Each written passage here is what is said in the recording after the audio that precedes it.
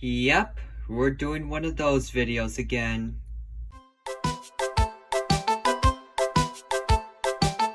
Alright, so to not beat around the bush, I found another lot of older Thomas Trackmasters on OfferUp.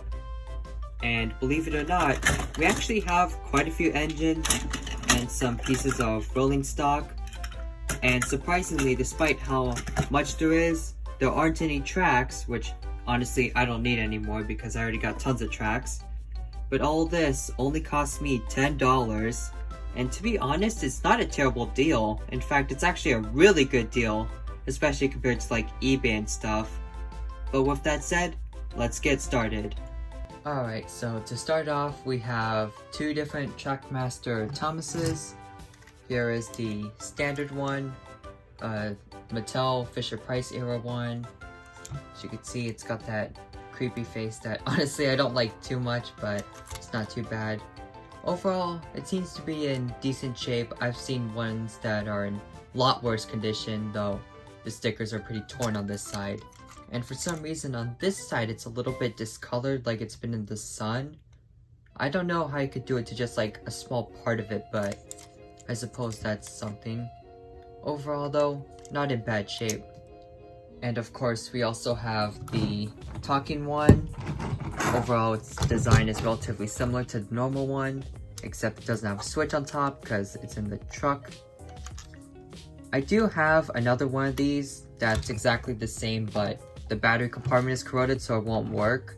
But this one seems to be fine, and I don't know how this is, but this one might work, but we'll have to see. Now, we don't have a lot of Steam team members, but we do have James. And interestingly, this one is actually different from the other ones. If you look on the bottom, it says Hit Toy. And I thought this was a normal Hit Toy James. But if you look at the face, it's actually quite different from the regular ones. This is the face they use on the RC ones and stuff.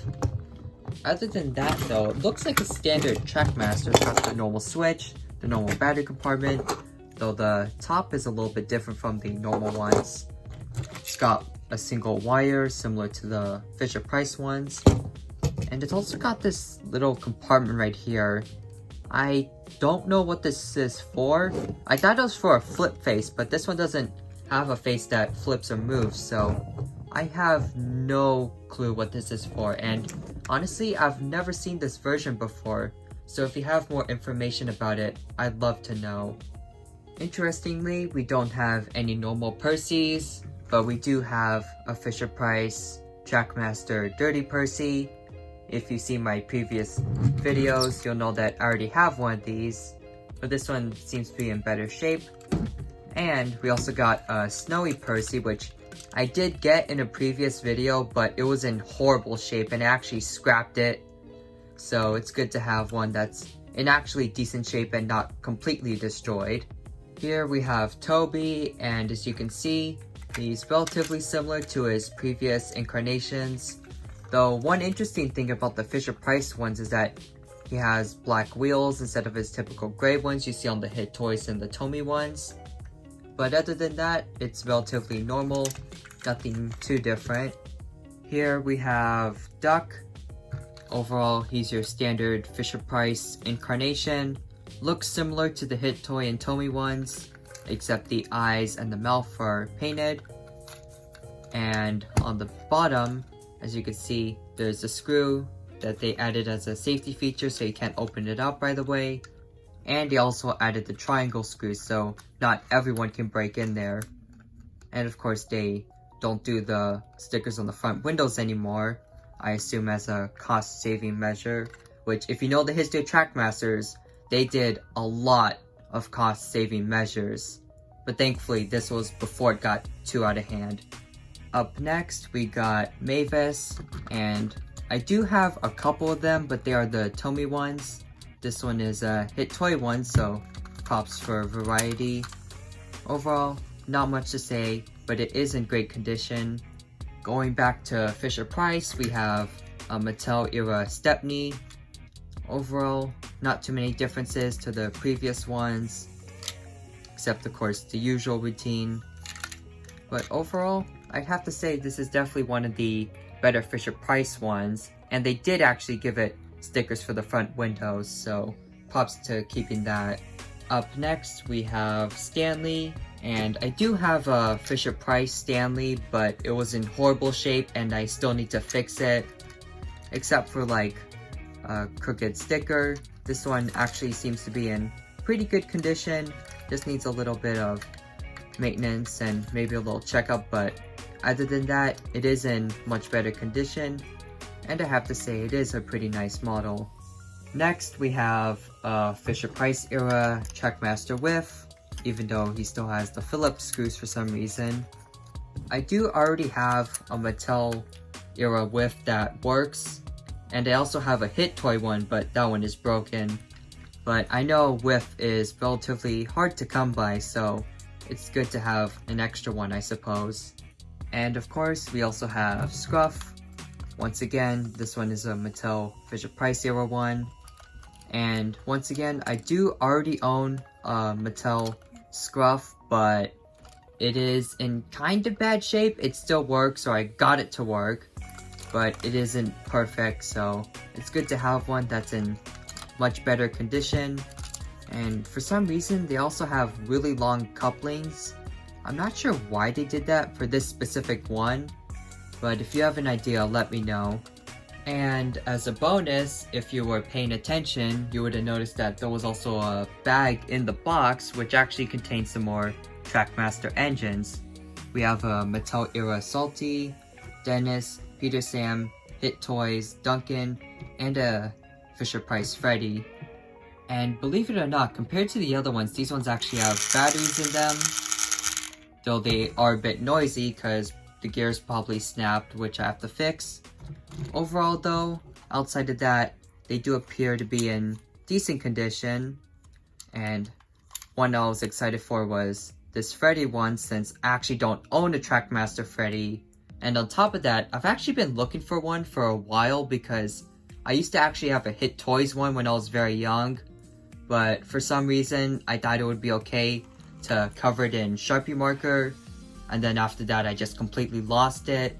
So it's good to have another one in my possession. Now, most of these are duplicates because I do own a Tomy Hit Toys Salty and a Tomy Hit Toys Dennis, though I don't own a Mattel ones like these are. And I do own a Fisher-Price Peter Sam, but mine is a later edition where it has the gaps in the wheels while this one doesn't. And I also own a Hit Toys Duncan, but I do not own the variant with all the debris. Well, until now, of course. And I specifically remember this one because my cousin a long time ago used to also collect the Trackmasters, and this was one of the ones he had. I kind of regret not picking it up because I know a long time ago they got rid of them. And I do have a few of his in my collection, but I know there was a ton I passed up, and considering their value now, I kind of regret that.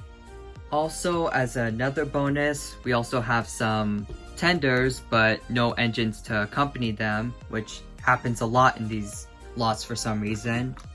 For instance, we have a motorized Emily tender, 2004 Tomy. Now, when I got this, I was actually hoping it would be a Hit Toys Emily tender, because I have the front Emily from Hit Toys, but I guess this will do for now. And speaking of Hit Toys, we also have a Hit Toys Spencer and Hero tender. I have no clue what I'm going to do with them since I don't have any engines to accompany these two. And this Hero one actually has a lot of sticker damage, so I don't know what I'm going to do with that. And of course, you can't run a good railway without some trucks. Here we have a standard troublesome truck, a winter snow-covered one, which honestly I've never seen before, so that's pretty cool to have in the collection. And then of course we have your standard non-sentient troublesome trucks, which honestly gives me a lot of questions about how this universe works. But anyways, we have a standard gray one, and we also have two standard dark green ones. Up next, we also have some other rolling stock. Here we have two large lumber cars, Misty Island style lumber car, two short ones, some sort of searchlight on a flatbed, and interestingly, I believe this is a narrow gauge brake van. I'm pretty sure that's what it is, and even though it's relatively basic, I'll admit this is actually one I've been wanting in my collection for a while, so I'm relatively happy I was able to get this in here. And lastly, I have a standard red van. More interestingly, a circus or carnival themed one.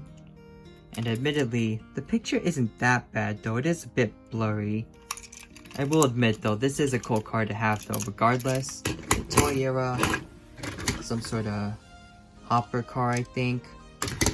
This big container car, and it's actually one of those where if you spin the gears or it runs along the track, it actually changes, which is admittedly a pretty cool feature, and I have seen a lot of these pop up, but I haven't had one until now.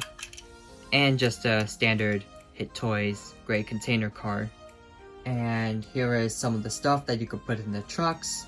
It appears we have kind of a farm theme, as we got a stack of hay bales, as well as a bunch of stacks of what appears to be flour, though it could be anything if you use your imagination.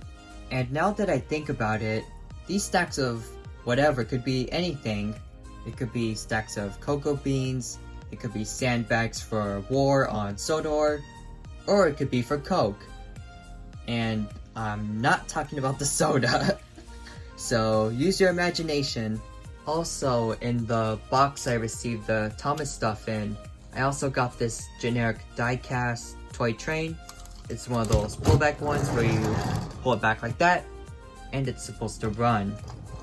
Or at least, it's supposed to, it's not moving. Alright, get back there!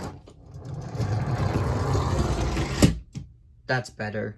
And with that, that's basically my little unboxing video, I suppose. Nothing too much, I don't have that much to say. If you want to hear me talk in depth about these Thomas toys, I guess you could check the other lot reviews I've done. I've done a couple, and honestly, I just kind of wanted to show these to anyone who was curious, and I definitely want to know more about this mysterious Trackmaster James. Well, with that said, this is basically the thumbnail shot, and I'll see you soon. So, have a wonderful day, everyone.